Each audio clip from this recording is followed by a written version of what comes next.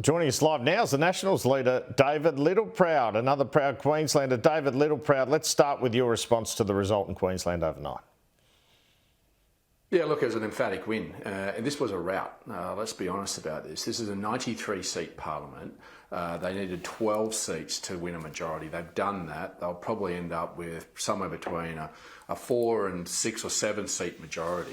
That's a lot of seats in one election, and I think Labor really need to reflect on this, as do the Greens and the minority parties. I think that Queensland wanted change. They were sick of what was being offered to them, and I think the speech that we saw from Stephen Miles last night just reinforced why Queenslanders got it right last night. You test the mettle of somebody in their trying hours, and Stephen Miles was petulant, he was arrogant, and quite frankly, it was ugly. So, look, I think now is for David Crisafulli to get on with the job. I think Queensland's given him that mandate. When you've got a unicameral parliamentary system, as we do in Queensland, only one house, then it's beholden on David and his team just to get on with the job. And I think he's committed to doing that. And I'm looking forward to him getting on with that job today. Do you expect Stephen Miles to concede defeat today? Do you think he should stay as opposition leader, given his speech? Well, look, if I was in the Labor caucus, I'd be reflecting on the ability for Stephen Miles to lead. That's not what a leader did last night. I think it's a poor reflection on him. Queensland will see it for what it is. No matter what happens in a result, you actually need to uphold the principles of our great democracies and the actual tone of it. And Stephen Miles trashed that last night. It showed his character and lack thereof. And I just think it would have been better for him to at least acknowledge David and his family and congratulate him on the result. And if he wants to play this game, we didn't know where the result was, well, wait another half an hour and you could really see that it was all over, bar the shouting. So it was petulant, and I don't think that if I was sitting in the Labor caucus, he's somebody that I'd want leading me. Do you concede that Crisafulli's handling of the abortion issue probably cost the LNP an even bigger result? I think it cost the LNP some votes, but the swing was on even from the start last night. It was just the magnitude that grew, and I think that that probably was highlighted more by the fact that ECQ took so long to start releasing the numbers of the pre-polls. I think had those numbers been put out in a timely fashion, I think we would have seen that this was a clear rout. But David obviously on reflection would probably say would prefer to have been stronger in his language, in being certain that there won't be any changes to the laws. He'll be Premier, he'll determine what goes through that Parliament, and he'll get on with the job that Queensland want him to do, which is allow them to get out of their houses and feel safe on the streets, have a health system that actually works and an economy that actually does encourage investment and growth in Queensland.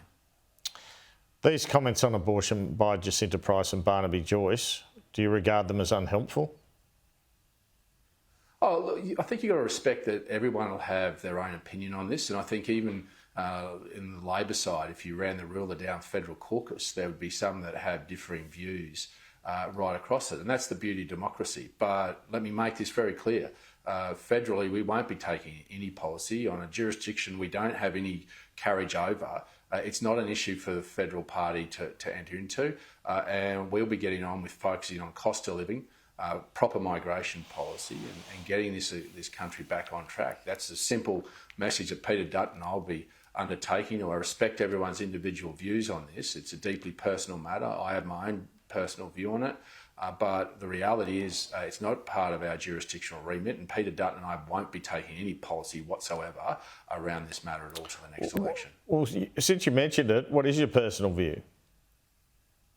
I believe in a woman's right to choose, but I also would like to see encouraging of women to go full term under their own volition, not forced adoption, because I'm very fortunate. My mum and dad didn't think they could have kids. And I've got an older brother that's adopted. And if his biological parents didn't have the courage to do that, I wouldn't have an older brother, I wouldn't have nieces and nephews now, and he contributes to society in such a great way. And later in life, I had trouble having children and the brutality of IVF. And I and my wife at that time looked at adoption, and it was just impossible in Australia. And we had love to give, And, you know, I think this should be about choice. And I think it comes from deeply personal decisions from everybody. And I think, but the woman's right should be respected. But it comes down to what states want to do. And it's been settled with the states. And Peter Dutton and I will not be taking anything to the next election. We'll be focusing on your cost of living. Thanks for sharing that personal story with us. Does this split you with some parts of your party room, though, your attitude on this issue? Do you concede that? No. I mean, we have a respectful conversation. There are divergent views in my party room, in the Liberal Party room, and in the Labor Party room on this matter. And it all comes from personal experience, and we respect that. But this isn't in our jurisdiction. It's not something that we'll solve at a federal level, and don't intend to try and inject ourselves into in any way, shape or form. But it should be treated with respect, and women should be treated with respect in this. And that's what will be our policy moving forward. And that's the reality is that we won't be talking about this because we'll be talking about the things that we can influence, which is cost of living for Australians and having a proper energy policy, proper industrial relations policies. That's what we're focused on. And I just hope that Labor don't try and bring American politics to Australia, because I think they'll find they have some of their own that'll be very conflicted on this. How much of a challenge does the coalition have in terms of attracting the female vote? Oh, look, I think we've come a very long way. And I think if you look at some of the polls in the last week or so, even in The Guardian shows that the party that has problems with women is the Labor Party. They've come back to us, and I think it's because there's a change of leadership, and we've been able to demonstrate. One of the first things I did was to run around regional Australia with Perrin Davies, my deputy, listening to women. I did a listening tour, listening to women and hearing about their challenges and their concerns. And we had to face up to the fact they left us after the last election. You can't put your head in the sand. But Peter Dutton's also stood up and shown that he's a different leader. And he's one that comes with great compassion and understanding because of his lived experience. Peter has a sense of social justice because he was a copper. He saw what happened to women out there with domestic violence. And I can tell you, at a personal level, that tears him up, but it drives him. It drives him to be a Prime Minister that will get rid of the scourge of domestic violence, but also make sure that in this great nation, women can flourish. And we've had challenges in the past, but we won't in the future because we'll be working together to make sure we open up that opportunity. So I think that we'll continue to talk about the things, and particularly in regional Australia, it is about proper health facilities and it's about childcare. And I mean, I took the constructive position to go to the Jobs and Skills Summit because I thought regional Australia should have a voice. And I made it very clear there that this $4.7 billion that Labor was spending on childcare subsidies, giving $22,000 subsidy to families in Sydney on $300,000 to $500,000. I get it's expensive to live there, but they didn't create one childcare place in regional Australia. I just said, petition some of that money off to create some places, because we can't fight a cost of living crisis because families can't go back to work because they can't find a childcare place. I was constructive and Labor's ignored me, and we will have policies that go to the very heart of that for families to get back to work, but also health facilities in regional Australia that they know that they can get a doctor and have a nurse when they need them. Can I ask briefly, what did you make of the Greens losing one and perhaps both of their seats in Queensland, and what federal implications that has? Oh, this is huge in Queensland. I think Ryan's definitely in play, and I think Brisbane is also a chance for us as well when you look at the margins there. And I think that Queenslanders and I think Australians are realising this isn't a political party. These are activists. Adam Bandt and his team won't stand in front of the Australian flag. They're prepared to stand with the CFMEU, and they're also trying to weaponise the conflict in the Middle East. I think Australians are working out that they aren't some cute, cuddly little toy that they can take comfort in. These people are extremists, and they're being found out for what it is. And so I think there's a big message there. And I just hope that Labor, for all the bluster that they're talking about, is they have the courage to put them last. Because I think our democracy would be better without the Greens. I think there is enough diversity in our parliamentary system and our political system across a spectrum of political views that aren't extreme, that actually do add value to our democracy. And if Labor was serious about this, take our hand and let's make a pact. Let's put the Greens last. Let's see where Anthony Albanese is, and that's the first question he should answer. The Australian Energy Regulator told a Senate committee this week that setting up a regulatory system for nuclear power in this country could take 10 years.